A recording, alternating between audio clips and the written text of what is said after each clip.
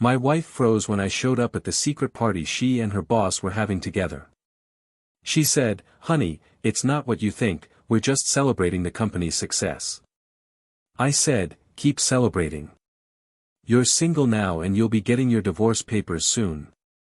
She was desperate. And at that moment, as the smiles around her faded and the music became a dull noise under the weight of what I had just said, the world I thought I knew shattered into 1,000 pieces before my eyes. I had no idea what was worse, the betrayal itself, or the fact that she had the nerve to do that right under my eyes, shamelessly, as if it were something trivial, as if our marriage had been just a mistake that she now needed to fix with a shot of champagne and empty laughter among soulless executives. I never imagined that poison could come with French perfume, a tight dress, and words as soft as they were lies. That night, I understood what it means to have pain that doesn't scream, but suffocates. The kind of pain that doesn't bleed, but crushes you from the inside. The kind of betrayal that is done eye to eye, with promises still hanging in the memory, with the taste of breakfast still in the mouth, with the bed linen that the night before was still the scene of vows and kisses. It wasn't just my wife I had lost there.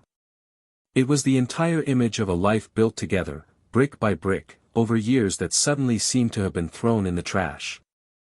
And the cruelest thing is that, at that moment, while she tried to reach me, her boss's arms were still behind her body, as if he had been the one who pushed her into that abyss. I remember the silence. The silence of a room full of fake people who, seconds before, were laughing and toasting as if there was no tomorrow. But there was. There would be. For me, it started there. The tomorrow when I would be someone else. The tomorrow when I would bury the man who believed in her, who knelt with a ring in his hands many years before, who painted walls and built cribs, who carried grocery bags and planned vacations. All of this, now, seemed to mock me. I wanted to scream, but I didn't. I wanted to break everything, but I didn't. My punishment would be silence and the surgical cut of goodbye. She said, her voice trembling, "Please listen to me, it was just a celebration, we're celebrating the company's profits," and I laughed with a contempt I never thought lived in me. I said, "Keep celebrating, you're single now, and you'll receive the divorce papers soon," and I saw despair blossom in her like a dried flower trying to survive the midday sun. But what she didn't know was that that moment wasn't the end, it was the beginning. The beginning of something bigger, more cruel, more transformative.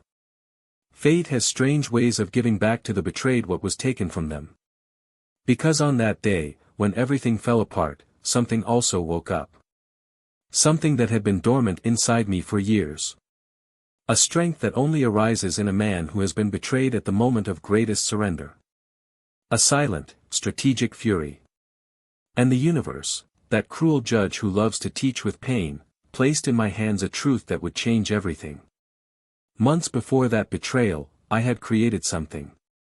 A discrete technological solution, designed to optimize internal reports at the company where my wife worked. I shared the idea with her during dinner, in one of those moments of blind trust, and she took it to her boss as if it were her own. I never imagined that that idea, which was just a scribble in my mind, would become the company's main growth tool. I never thought that the same person who slept next to me at night was using my ideas to stand out during the day. Until, weeks after the separation, when I reviewed contracts from the time and went through email records that she hadn't deleted from our old computer, I saw it. I saw my name. I saw the origin. I saw the patent. And then I knew, her company, her success, that party, everything had been watered with the blood of my creativity. And the irony is that, legally, it all belonged to me. They just didn't know it yet. The process was silent. Cold. I didn't want a scandal, I wanted justice. And justice is achieved with evidence, with strategy, with patience. While she was begging for reconciliation, and saying that it had all been a mistake, that she was confused, that it had only happened once, I was already negotiating with my competitor. They wanted my mind, I wanted my rights. And in that negotiation, I entered with the wounded soul of a man who had lost everything, and I left with the power of someone who could destroy whoever betrayed him without raising his voice. I didn't need to shout. All I had to do was sign. The final blow was not delivered in anger. It was delivered with a discreet smile on my face, when the judge signed the document that acknowledged my authorship of the system used by the company. And with that, the fate of the ex-wife and her boss lover was sealed. The company, now sued for misuse of intellectual property, saw its shares plummet. Her boss, the same one who looked at me arrogantly at that party, was fired. And she was fired. Without a bonus. Without honor. And most devastating for her, without understanding how it all happened. But I understood. Every line of that code was my revenge disguised as innovation. And in the midst of all this, there was someone who hurt me the most, my daughter. Whom I tried to protect from the approaching hurricane. She saw everything. And unlike her mother, she didn't try to hide it. She didn't try to justify it. She cried. She hugged me. She said she never wanted to see her mother again. I didn't encourage her to do so, but I didn't ask her to go back on her word either. Because, deep down, she was already mature enough to understand. To understand that you don't destroy a family for a night of vanity. That you don't exchange trust for an empty toast between the cold walls of a boardroom. She chose to stay with me. With the man who raised her, who loved her, who did everything for that house. She saw the truth in her mother's eyes, and she didn't like what she saw. Today, everything has changed. We live somewhere else. I started over. She started over. And, ironically, I met someone again. Someone who had been in my life before all this. But that's another story. What happened after that party day, how everything turned against her, how I got back what was mine and turned the tables, how the love that seemed dead was reborn, all of this, every detail, is about to be revealed.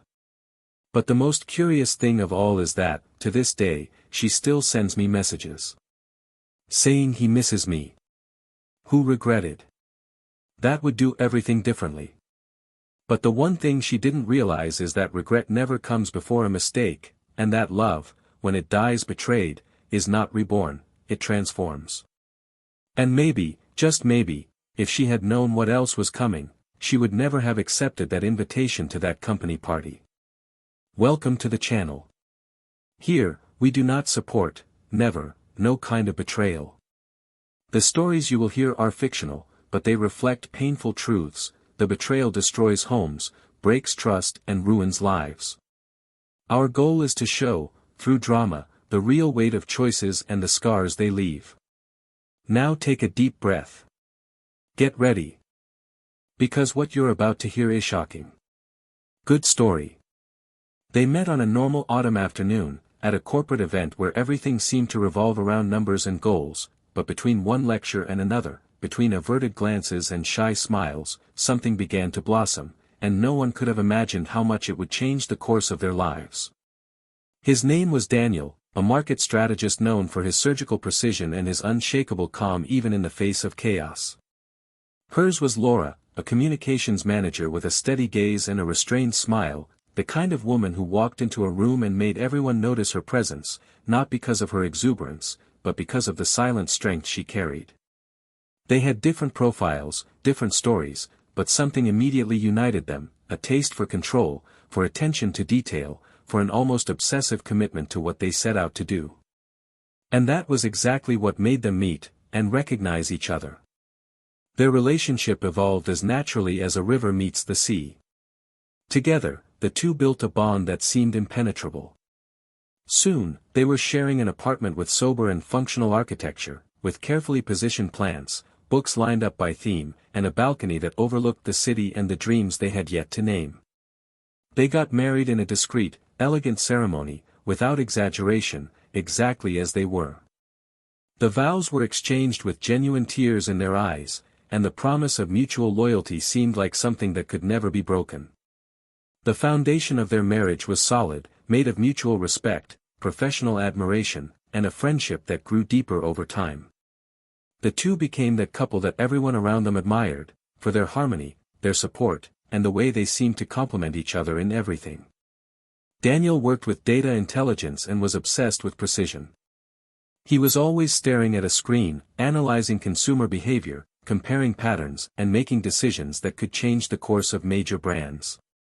He wasn't the outgoing type, but those who knew him knew, just one conversation was enough to realize the depth of his mind and the solidity of his character. He didn't get lost in speeches or empty words. He was direct, present, and observant. Laura, on the other hand, was more expressive, with a natural talent for connecting people, ideas, and strategies. She rose quickly in the company where she worked, taking on major projects that involved not only external communication, but also the way the company positioned itself in the world. She had a gentle, firm, and elegant leadership style. She could be tough when necessary, but rarely had to. People followed her because they wanted to, because they trusted her. The house where they lived reflected their personalities, neutral tones, light wood, few vibrant colors, but each piece had a story.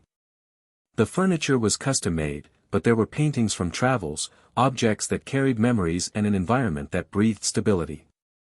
There, they raised their daughter, Sophia, an observant and mature girl for her 14 years, who inherited her father's analytical eye and her mother's sensitivity in dealing with words. Sophia was the center of their lives.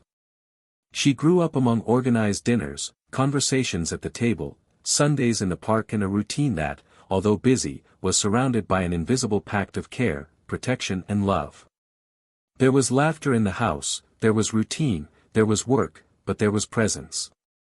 Daniel, despite his long hours, made a point of participating in everything. From school meetings to the nights when he helped Sophia study math. Laura, in turn, juggled to be present at important moments. She knew how to listen, she knew how to welcome. Despite all the apparent balance, the days are never the same forever.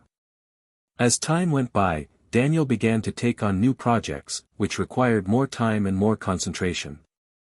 He spent hours in the office, nights immersed in spreadsheets and reports, trying to develop a new algorithm for a multinational company.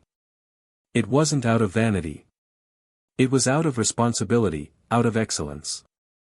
He didn't see this as an absence, he saw it as an investment in the family's future.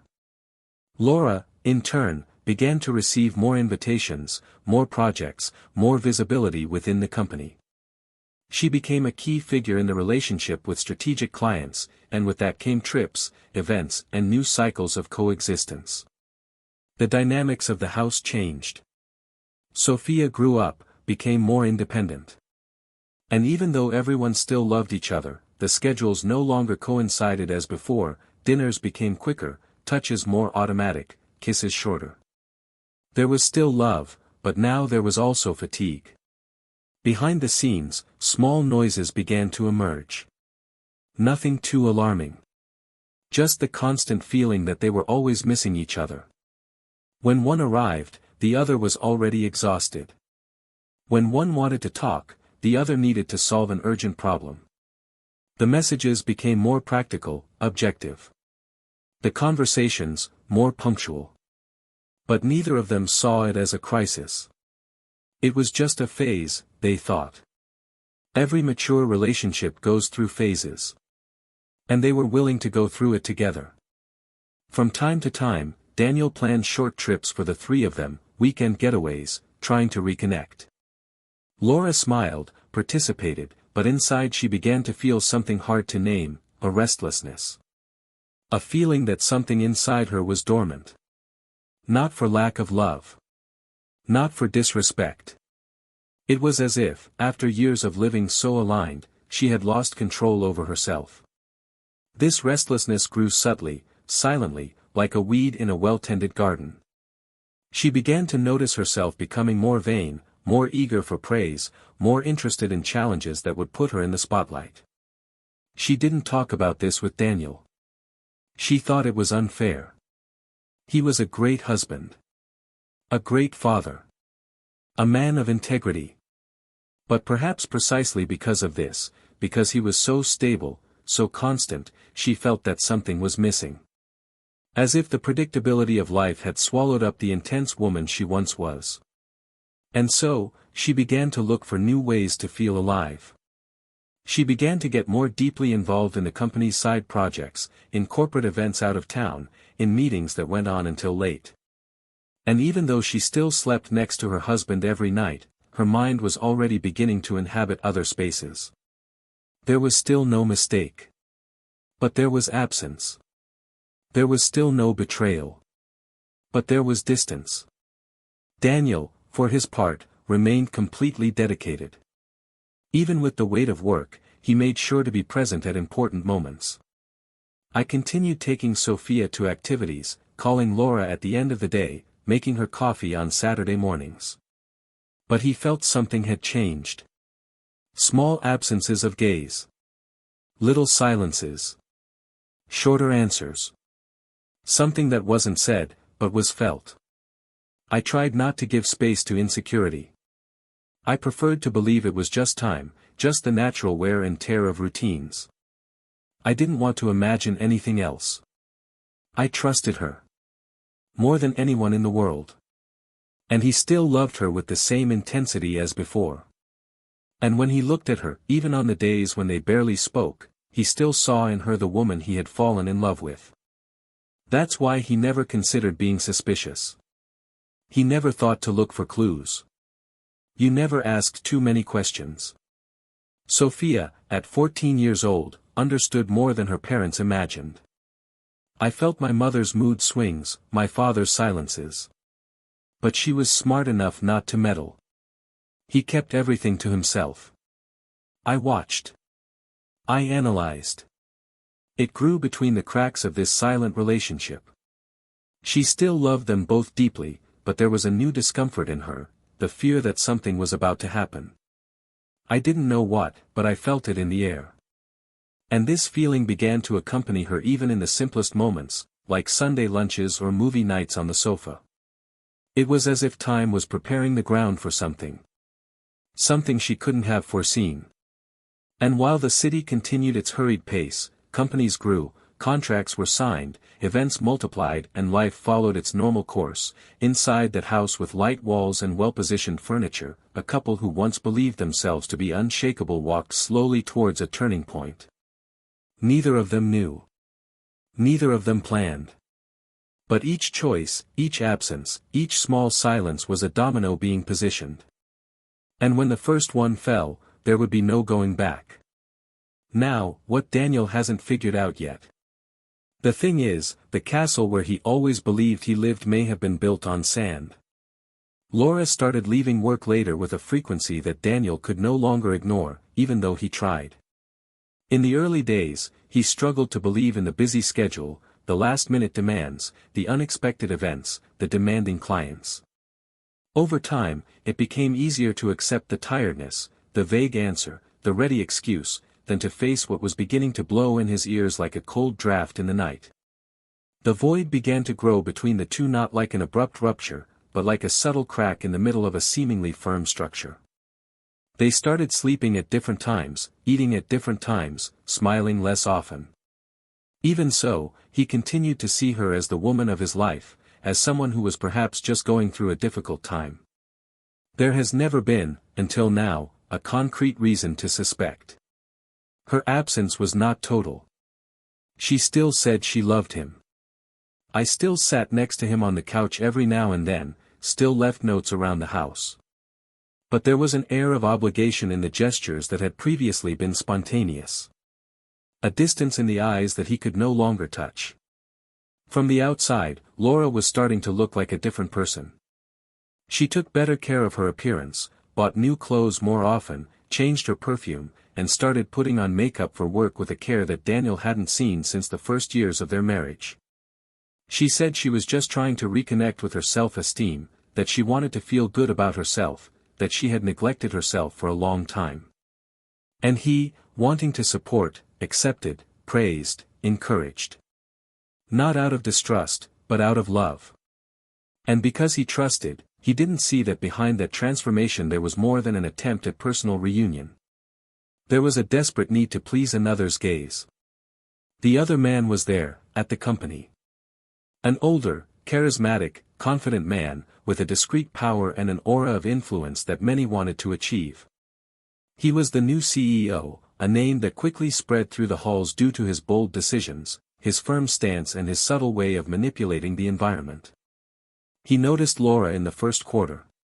He observed her efficiency, her controlled speech, her talent for dealing with the ups and downs of institutional communication. He wasn't direct, he didn't need to be. All he needed were well-calculated approaches, compliments said at the right time, invitations to informal meetings, alignment lunches. Laura, feeling seen, valued, important again, began to give in. Not out of weakness, but out of need. Not out of malice, but out of confusion. And when she realized it, she no longer knew how to separate work from the growing tension between the two. The first touch was accidental. One hand touching the other as they picked up the same paper. A gaze held for 2 seconds longer than is socially acceptable. A compliment that went beyond professionalism. Laura hesitated. He felt guilty. But he also felt something he hadn't felt in a long time. Desire. The feeling of being desired. And the most devastating thing was that this desire was not incompatible with the love she still felt for Daniel. At least that's what she told herself, as she delved, step by step, into a parallel relationship that began discreetly, but quickly went beyond the limits of what was acceptable. First meetings outside the city, under the pretext of events. Then, nights when she said she was exhausted and needed to stay in a hotel to avoid the tiring journey. Daniel, trusting, slept with the phone in his hand, ready to help her if she needed anything. And she, in another room, in another bed, silenced the notifications and dove into a version of herself that she didn't even know still existed. Sophia began to realize before her father. Laura arrived home more distracted, less concerned with the details that she had previously insisted on knowing. It seemed to float on another frequency. When the daughter tried to talk, her thoughts were far away. When I sat on the couch, the first thing I did was check my cell phone. She didn't hide it directly, but there was a subtle caution, a way of avoiding intimate conversations that were previously constant between them. And on one of those nights, while Laura was taking a shower, Sophia saw a message light up on her cell phone screen. Didn't read. It didn't open. But he saw the name, the tone of the preview, the time. He felt his heart tighten. But, like every teenager who grew up seeing her parents together, she decided to ignore it. He preferred to think it was an impression. That maybe it was a work conversation. You tried to believe the best. But the uneasiness grew. Daniel was still immersed in his most ambitious project. He was working tirelessly on an innovative platform that cross-referenced real-time behavioral data to map consumer opportunities. An idea that he himself had structured months ago, but that was now taking shape with real potential to transform entire sectors. Working was his way of maintaining balance. He focused on not thinking about Laura's absence. He invested energy in not facing the emptiness that was growing around him. The project was being developed in parallel with a large corporation that had a partnership with her company. Ironically, he didn't know that, while he was offering his mind to the service of innovation, someone on the other side was using his time with her for something much more carnal. The night of the party was announced in advance. It was a gala event to celebrate the quarter's results, where the managers were expected to be present. Laura hesitated to invite Daniel, saying that it would be more focused on the executive team. She said he wouldn't feel comfortable. Daniel, believing everything, accepted naturally. He said he would stay with Sophia and enjoy the night to rest. She came out smelling nice, wearing a long black dress that he had never seen before. She looked stunning. Daniel looked at her before she left and smiled, saying that she looked like a star. She smiled back, said she wouldn't be long, and left. He stared at the door for a few seconds after it closed, as if something inside him whispered that something was out of place. But, once again, he silenced his suspicions. That same night, Sophia was on her mother's computer, looking for an old file for a school project, when she noticed an open email tab. She tried to ignore it. But the subject line caught her attention. It was a thank you message from the CEO to Laura, about the night before. It said that she had been much more than I expected, and ended with the sentence, "I feel like we're just getting started." Sophia froze. She didn't click on it, didn't read anything else. But at that moment, something inside her snapped. She closed the computer, locked herself in her room, and tried to sleep. The next day, her relationship with her mother was already different. There was a silent judgment in the girl's eyes, an emotional distance that Laura didn't understand. Or pretended not to understand. The following week, Daniel mistakenly received an e-invitation that was supposed to be sent only to company executives. It was a QR code for the victory party, with Laura and the CEO listed as the hosts. Curious, he decided to show up discreetly, telling his wife that he had been called to an emergency meeting in another city. She believed him. And that night, as she smiled next to a man who touched her back with disguised intimacy, Daniel watched her from a balcony, invisible to her, visible to fate. When he came down and appeared before her, there was no time for disguises.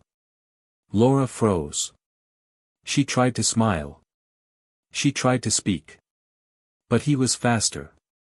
His words were precise, as he had always been, "Keep celebrating. You are now single. And you will receive the divorce papers soon." At that moment, the party stopped. The music continued playing, but no one was listening. Eyes turned, smiles disappeared. Her boss, for a brief second, tried to intervene. But Daniel didn't even look at him. He just looked at her, as if at that moment he saw for the first time the woman who was in front of him. Laura tried to touch his arm, but he pulled away. She left the party without raising her voice, without a tear, with the dignity of someone who was hurt, but not destroyed. Of someone who lost faith, but not himself. What he didn't know yet was that betrayal hid something even greater. Something that was about to be revealed. Something that would change everything. The morning after the party, Daniel woke up with his mind racing. He hadn't slept more than a few hours, and yet his body moved with instinctive precision. The decision had already been made, there was no going back. Separation. Cut off. The end. But, unlike what many would do, he didn't scream, he didn't destroy, he didn't expose. In silence, he took care of the formalities with his lawyer, asked for the documents to be prepared urgently, blocked cards, separated accounts, and began the process of removing his essential belongings. He avoided looking at photos, ignored memories, and walked through each room of the house as if walking through ruins that had once been a temple.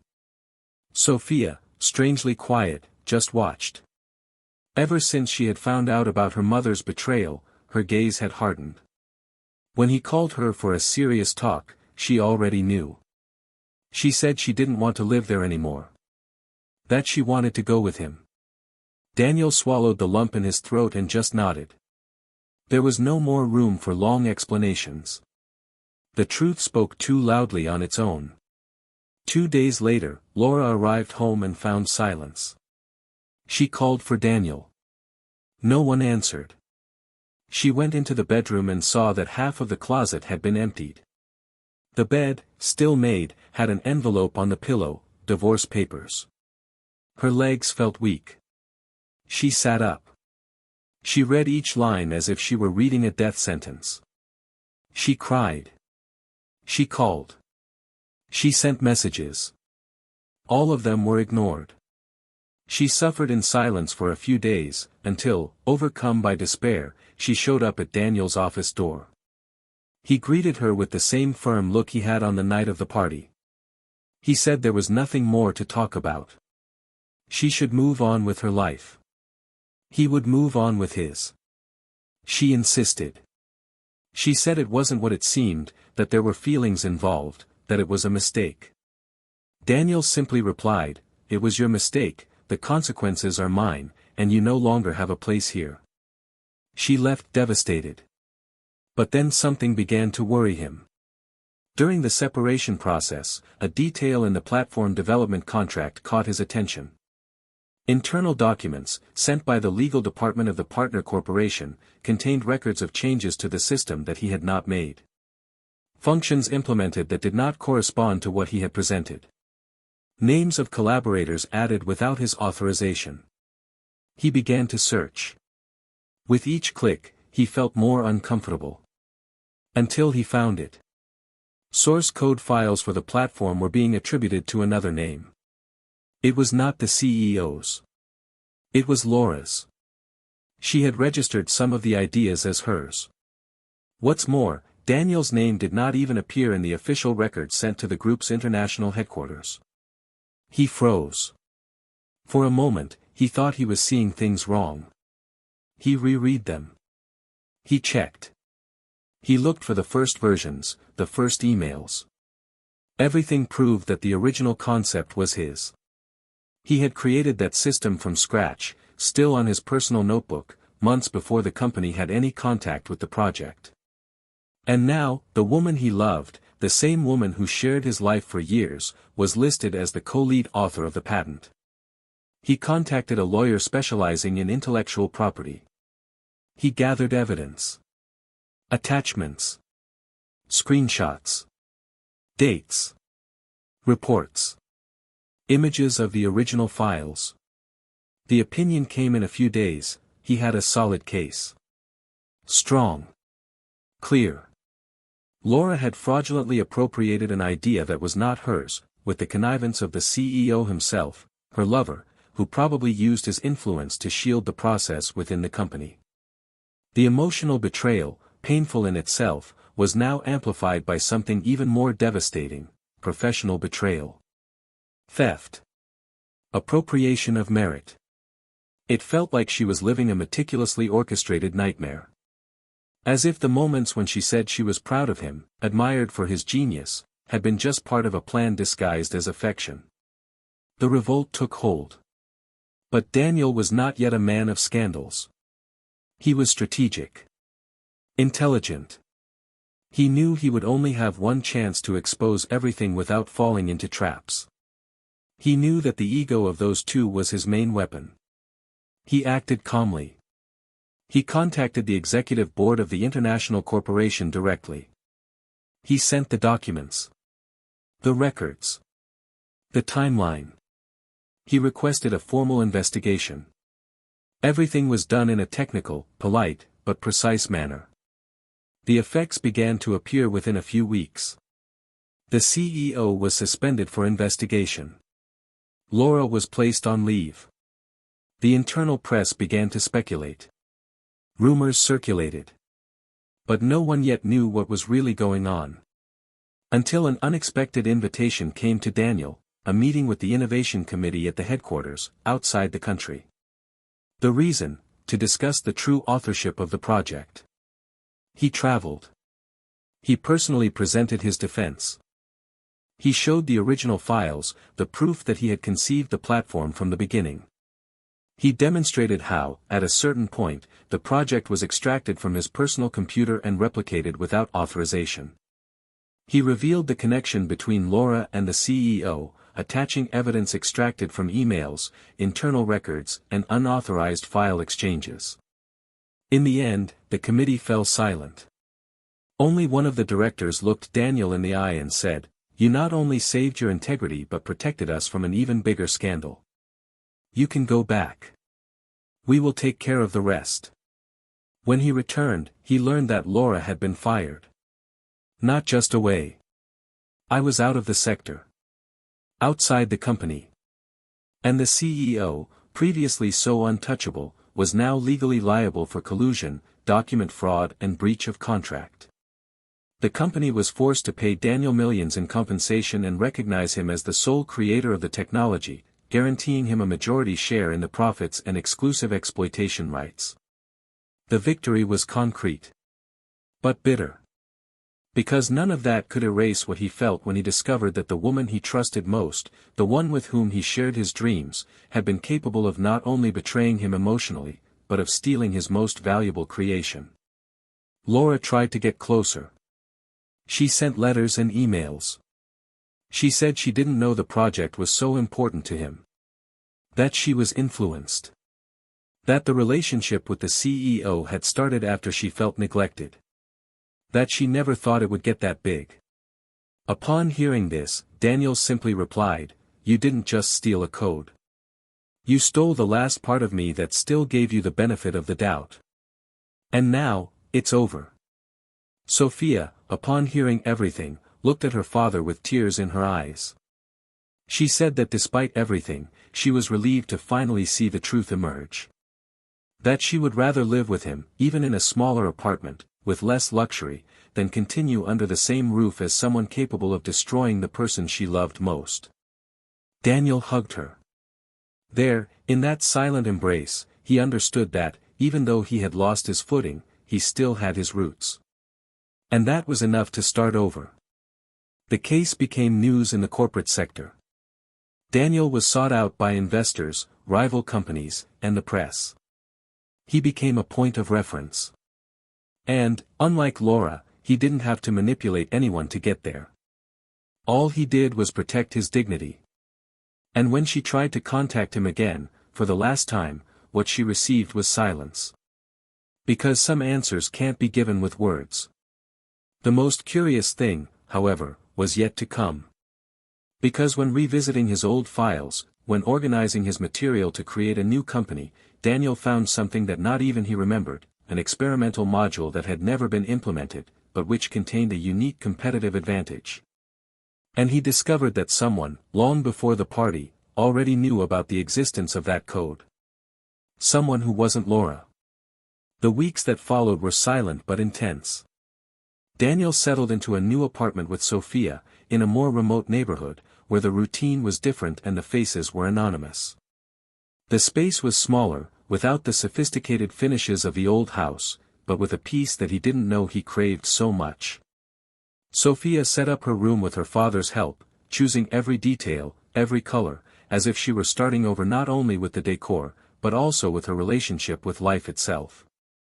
They didn't talk much about Laura. It was a subject that loomed large, but there was no need to express it in words. They both knew enough. They both had visible and invisible scars, and they preferred to remain silent as a way of respecting each other's pain. Daniel, now a partner in a new technology company, saw his name circulate strongly in the corporate world, but he refused interviews, parties, and celebrations. The world wanted to make him an example of overcoming, a name to be splashed across headlines, but he just wanted to work, protect his daughter, and move forward. He wanted silence and truth. It was late one afternoon, while organizing old files on an external hard drive, that he found the forgotten module. It was a prototype of advanced behavioral intelligence, still unfinished, but with enormous potential to map microbehaviors of online users in real time. A breakthrough too bold to have been implemented when it was first created. Daniel smiled when he saw it. It was his most daring work, developed in secret, almost as a hobby, back when Laura was still his partner and the nights were filled with shared dreams. But there was something strange. A folder with recent access records, linked to an unknown user. He didn't share that material with anyone. It was protected, encrypted, and stored on a personal server that had never been connected to the company network. How could there be records of reading and modification? He scanned the records, looked through the history, until he found the trail. And the name. Eduardo. A former colleague, a cybersecurity specialist, someone he had shared a university project with years ago. They hadn't seen each other for a long time, but they maintained a mutual respect, exchanging occasional messages. Daniel called immediately. The voice on the other end answered with restrained surprise, as if he had been expecting the call. Daniel was direct. He wanted to know how his files had been accessed. Eduardo hesitated, but after a few seconds of heavy silence, he revealed what he knew. He said that he had been discreetly hired months earlier by an executive at the company where Laura worked. A woman who wanted to know everything about Daniel's project, its versions, its possibilities, its codes. At first, he didn't know it was Laura. The negotiation was done through intermediaries. But after receiving part of the payment through transfers made from abroad, he began to suspect. And when he discovered the real name behind the requests, he refused to continue. But even so, part of the system had already been copied, and the changes made to the original code had not been reversed. He did not directly participate in the fraud, but he knew enough to incriminate everyone involved. Daniel felt short of breath. What he had thought was emotional betrayal, followed by professional appropriation, now took on an even more devastating form: espionage, undue access, premeditation. Laura had not only taken advantage of the trust he had placed in her. She had deliberately planned the theft of an idea that had barely matured. With external help. With manipulation. With strategy. The woman who had once sworn to protect him used the very mechanisms he himself taught her to betray him in the most surgical way possible. Eduardo offered to testify, send the access logs, prove everything. Daniel thanked him. He didn't know whether to feel relief or repulsion. All he wanted, at that moment, was to know why. And he had the chance. Laura called. For the first time in weeks, he answered. She was in another city, trying to find her feet, trying to escape the dark cloud that had formed around her. Her voice was weak, but it still carried a certain attempt at control. She asked how he was, how Sophia was. He remained silent for a few seconds before asking, "Why did you do this?" "I don't want excuses, or emotional explanations. I just want to know why." She hesitated. He said that at first it wasn't out of malice. That she felt diminished around him, that she saw in him a glow that swallowed her, that she needed to prove herself in the world with her own hands. And that, when she saw the chance to have something great under her name, even if indirectly, she accepted it. She said that she got lost in the middle of the process, that she didn't imagine he would find out. That she believed that, in the end, they would still be together, and everything would be shared as it always was. Daniel replied that she never really knew him. If she had known, she would have known that the only thing he would not accept was being betrayed in what was most his essence, his creation, his trust. She cried. She asked for forgiveness. He hung up. The storm hit her hard. Lawsuits, debts with the company, and a ruined reputation. She tried to get back into the market, but no major corporation wanted to associate her name with it. Her career, built with so much effort, evaporated in a few months. Friends drifted away. Contacts evaporated. And, to her horror, her lover, the CEO, cut off contact for good after the scandal, denying any intimate relationship or involvement in the fraud. Alone, without support, without prestige, she found herself forced to start over from scratch. But the most painful thing of all was not her professional bankruptcy. It was Sophia's absence. Her daughter refused to speak to her. Her messages went unanswered. Her attempts to visit her were ignored. On one of these attempts, she received a note from her daughter, left at the door: "The person you have become has no place in my life." Daniel continued to build. His new company quickly prospered. The experimental module he found became the basis for a solution that was unprecedented on the market, attracting investors and international recognition. But he remained discreet. He refused interviews. He refused the chance to take revenge publicly. Not because he wanted to protect Laura. But because he knew that sometimes silence is the most powerful way to cry out for justice. And it was in this context that a new figure emerged. Clara, a software engineer he met at a technical event, with an attentive gaze, sharp intelligence and a simplicity that disconcerted him. She was different from Laura in every way. She spoke little, listened a lot. She didn't care about shining, but her presence was undeniable. They started by exchanging ideas about algorithms. Then, coffee. Then, long conversations about literature, cinema and absences. Clara met Sophia in the first few weeks. The relationship between the two was natural, as if they had known each other for a long time. Sophia spoke about her mother to someone for the first time. She told her everything. She cried. Clara listened. She didn't judge. She just hugged her. And in that hug, Sophia understood that her father was starting over. That it wasn't necessary to erase the past to experience something new. Daniel, in turn, realized that love, when it's true, doesn't need to be proven. It simply exists. And it's built on the details, in the coffee served without asking, in the silent listening, in the respect for the scars the other person carries. Daniel's story didn't make headlines. It didn't become a documentary. But it became a lesson recorded in codes, memories, and silence. The truth was revealed. Justice was served. And, above all, his dignity was preserved. Because, in the end, he didn't defeat Laura. He defeated what she tried to destroy in him. And that is priceless. Daniel's life seemed to finally reach a point of stability, but not calm. Stability is when the pain stops bleeding, but still throbs inside. When you learn to live with what was destroyed, and to build a new structure on the rubble without ever forgetting that something had once existed there.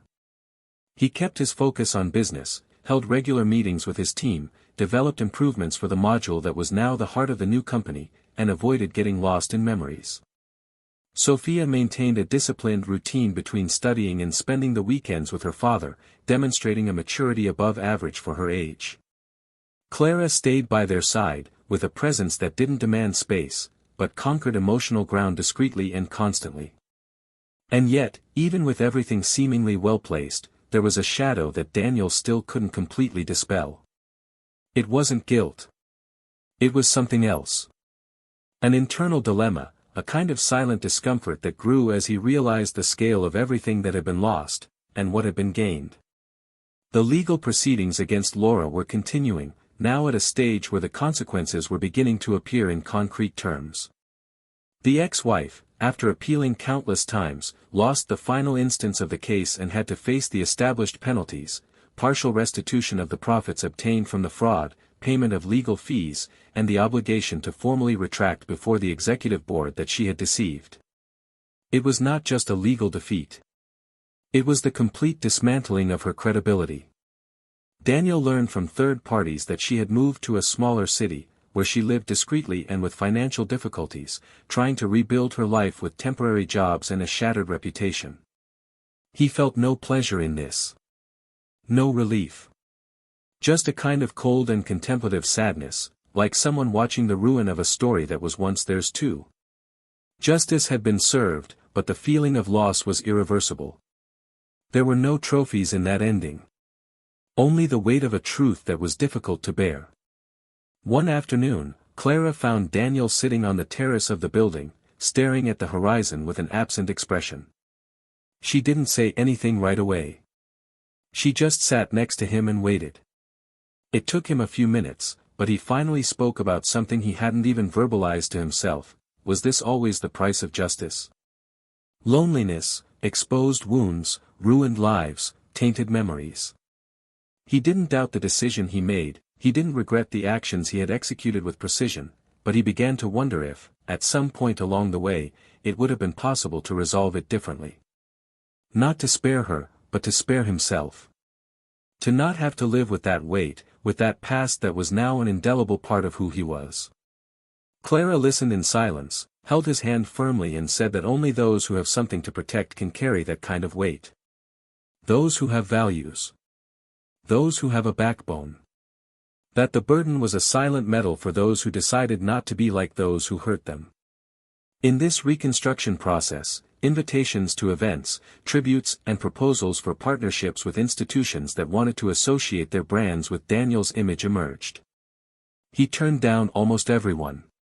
He participated in only one conference, where he gave a talk on ethics and innovation, speaking calmly about the importance of protecting ideas and intellectual work, but without mentioning his own case. The audience understood. And he received a standing ovation. An emblematic moment for someone who had been betrayed not only in his heart, but in his essence. After that day, when he returned home, he found Sophia preparing a simple dinner. Rice, salad, grilled chicken. The three of them sat at the table, father, daughter and Clara, and for the first time in a long time, Daniel felt a genuine peace around the meal. They talked about trivial things. They laughed. They made plans for a short trip in the summer. It was as if, finally, they were learning to live without fear of a new collapse. But the past does not hide forever. One day, a letter arrived. A thick envelope, with no sender, delivered directly by a motorcycle courier. Inside, a handwritten letter, in familiar handwriting. Laura. It was the first time she had written something really personal since everything happened. Daniel hesitated to read. He thought about tearing it up, throwing it away, but something about the weight of the paper, the shaky handwriting, stopped him. He sat down in his office and began to read. Laura didn't ask for forgiveness. I didn't try to justify it. It just counted. She told how she had allowed herself to be seduced not by her lover, but by prestige, by the illusion of power.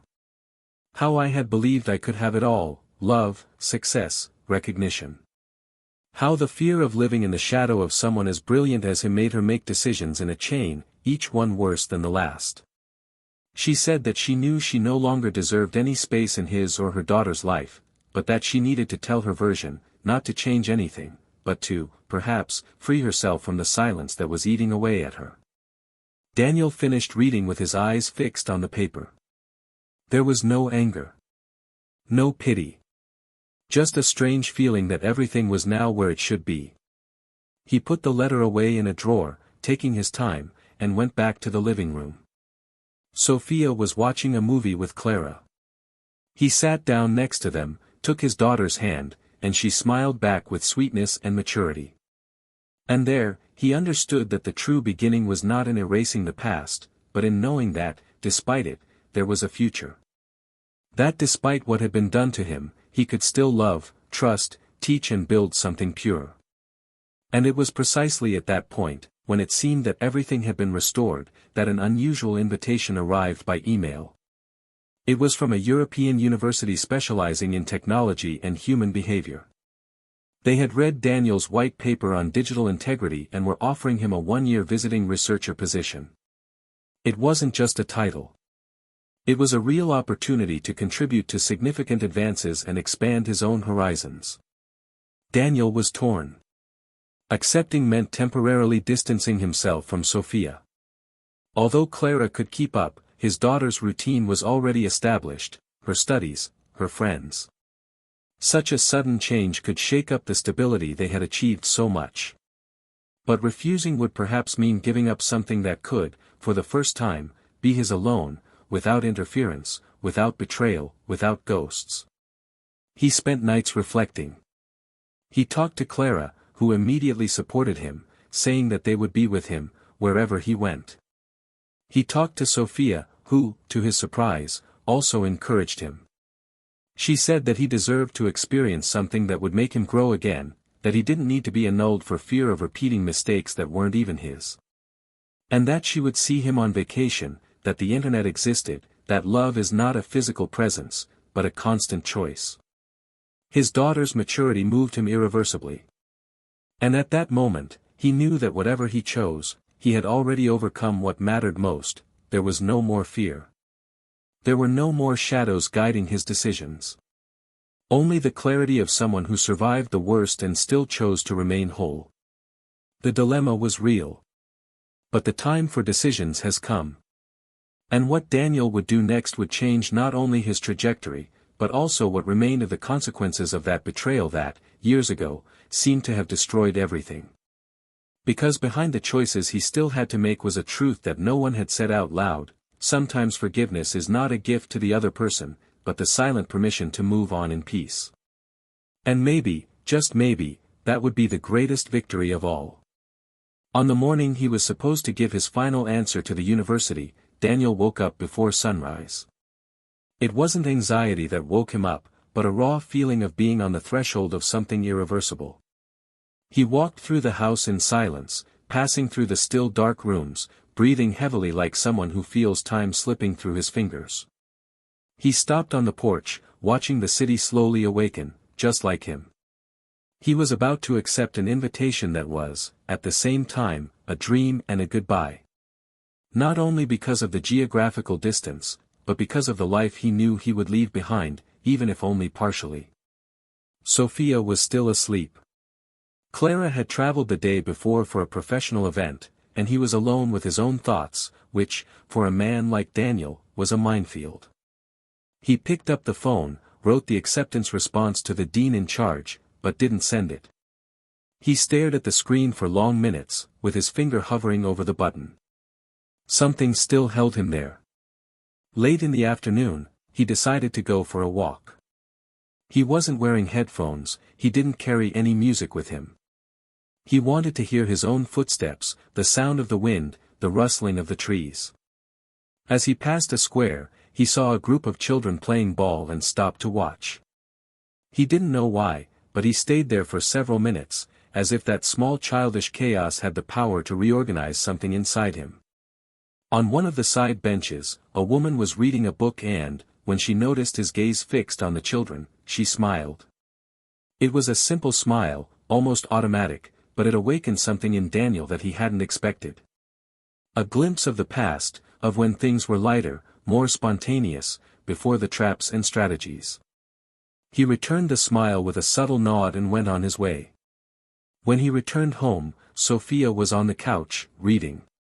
He sat down next to her and asked bluntly, "Would you really be okay if I accepted that proposal?" She closed the book, looked into his eyes, and replied with the serenity that only a daughter who has matured in the face of pain can offer, "I wouldn't just be okay. I would be proud. You taught me not to give up on my dreams, even after everything. How could I ask you to give up on yours?" That dismantled the last blockade. That night, Daniel wrote a long, direct, and elegant email accepting the proposal. But it wasn't just a response. He also wrote to Clara, telling her of his decision, inviting her to spend some time with him in the new country, making it clear that he wasn't demanding anything, he just wanted to share this with her, in whatever way she felt comfortable. And he also wrote to the company's own team, naming an interim successor, organizing the transitions, and paving the way so that his absence would be noticed only as a physical absence, never as a lack of leadership. He did everything with meticulous professionalism, but inside, he felt something different. A new freedom. It wasn't an escape. It was a leap. And this time, he wasn't jumping from the bottom of the well, he was jumping from the top, where he had gotten to even after everything that had been taken from him. Days before the trip, Clara returned. She arrived in silence, carrying a bag with a bottle of wine and a philosophy book that she knew he would like. They talked at length. They laughed. They talked about the new country, about the seasons, about the language, about food. Clara listened attentively to every detail, but when he spoke about the time he would be away, about his plans, about the possibility of her joining him later, she remained thoughtful. There was something in her eyes that Daniel still couldn't decipher. Only hours later, already lying in the dark, did she finally say what she had been keeping inside. "I love you. And that's why I need to tell you the truth. Maybe I won't go with you. At least not now. I have my projects, my roots here.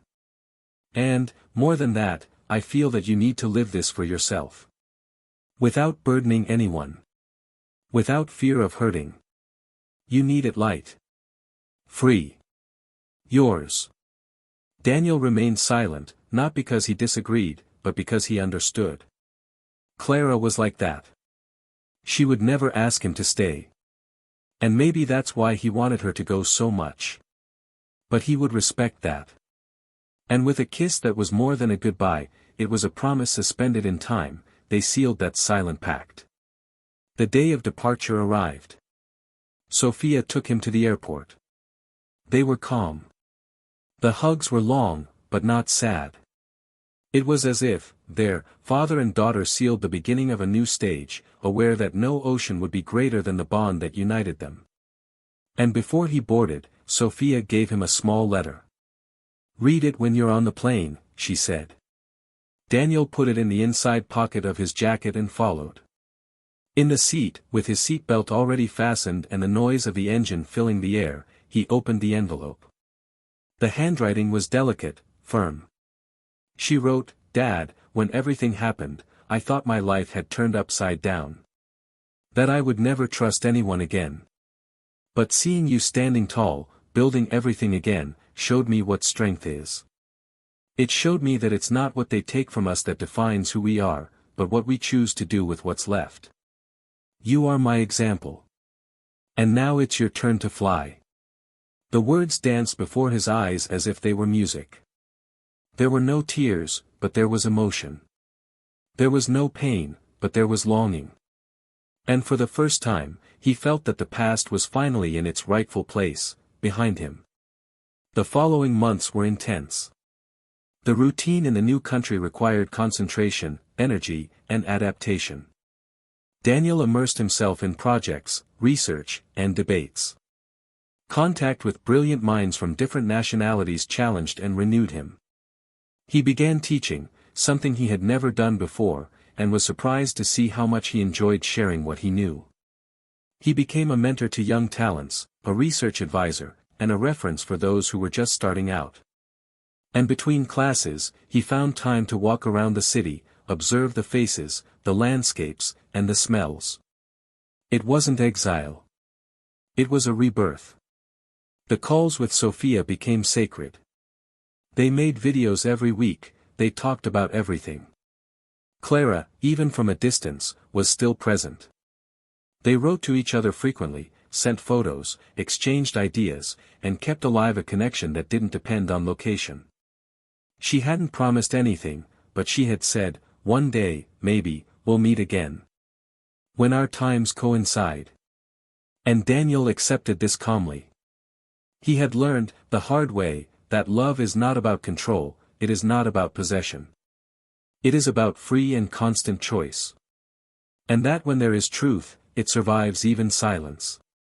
It was an autumn morning, almost a year after his departure, that Daniel received an unexpected message. It was from Laura. Brief. No frills. "I need to talk to you. It's important." He hesitated. For a few seconds, he considered ignoring it. But then he decided to answer. He set up a video conference, and when the image appeared on the screen, he saw a completely different woman. Thinner, her face haggard, but her eyes were alive again. She didn't apologize, she didn't try to reopen wounds. She was direct.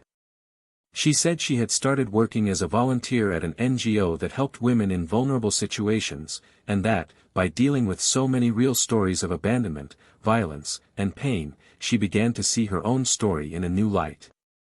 She said she didn't want anything from him, not forgiveness or absolution, but that she needed to be grateful. Because, despite everything, it was the fall that forced her to face who she had become. And that now, for the first time in a long time, she was trying to be someone better, not for him, but for herself. Daniel listened to everything carefully. And when the call ended, he stood there, staring at the now dark screen, thinking. It was not reconciliation. It wasn't redemption. It was just life, moving on. And maybe, just maybe, that was the true end of a cycle that had been going on for years. Because the end, he began to understand, doesn't happen when you win a fight or silence a pain. The end happens when you can look back without wanting to go back. And at that moment, for the first time, Daniel didn't miss anything. Neither revenge nor justice.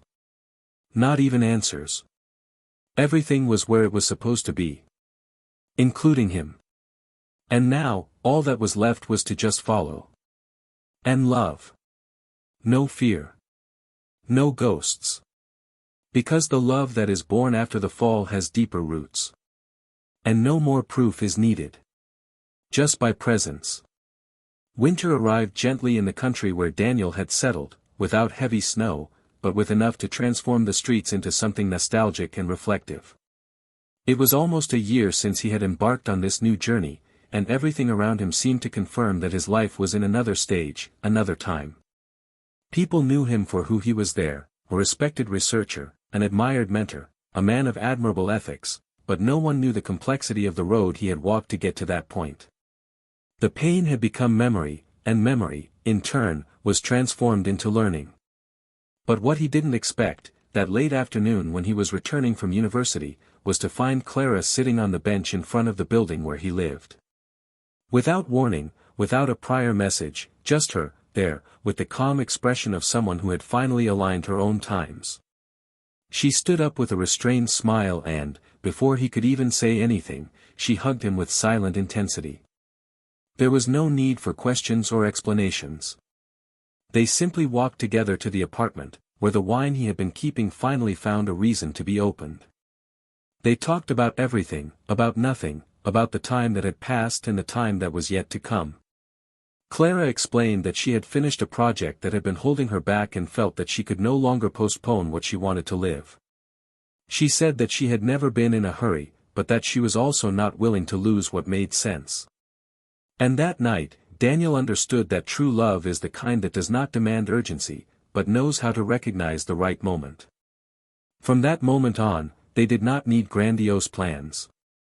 Clara stayed for an indefinite period, gradually adapted, began to teach as a guest, and the two of them, together, found a rhythm that never needed exaggerated promises to be real. Sophia, on the other hand, was growing steadily. Now more confident and resourceful, she had an emotional intelligence that was rare for someone her age.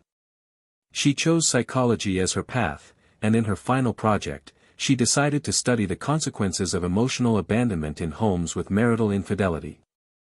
When she presented her research, she made an impression on the evaluators, but she did not reveal that her interest was autobiographical. Only she knew that each piece of data, each statistic, each story was part of what she had experienced, overcome and transformed into knowledge.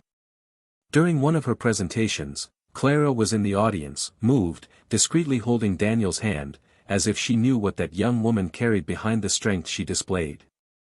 And when Sophia graduated, he was the one who went up on stage to present her with the symbolic diploma, in front of an audience that, at that moment, had no idea how deep the roots of that gesture were. Laura, far away, continued her life with what little she had left. After the final conversation with Daniel, she did not try to contact him again. She remained steadfast in her volunteer work, where she became recognized for her empathy and dedication. Many of the women she treated saw themselves in her, but not as an example of immediate overcoming, but rather as a portrait of a possible fall. A warning. He used his story, little by little, with caution, to show how a wrong decision, fueled by pride and vanity, could ruin everything. He did not seek public redemption, nor applause. His routine was simple, marked by small advances, peaceful nights, and the almost complete absence of true affection. Sophia didn't forgive her. And maybe I would never forgive. But Laura learned to live with it. He understood that, sometimes, the most painful consequence is not legal punishment, nor public humiliation, but the lack of belonging. She knew she would not be a part of anything else that had the name, family, for Daniel or her daughter. And he accepted this as part of the debt he would carry for the rest of his life. The former CEO, who was involved in the scandal that dragged Laura's career down, did not have the same resilience. After being removed from office, he tried to work in smaller companies, but his name was too tarnished. He ended up withdrawing from the market completely and, years later, was arrested for involvement in a tax evasion scheme. We never heard from him again, not even Daniel. It was as if he had disappeared from the corporate world, swallowed up by his own ambitions. A bitter end for someone who for so long considered himself untouchable. For Daniel, he became a symbol of the kind of power that disintegrates when it is not supported by integrity. The new company founded by Daniel continued to prosper. Even from a distance, he remained involved, now as an advisor and mentor to the new leaders. His methods became a reference, especially his way of managing crises and his ability to transform complex situations into resilient structures.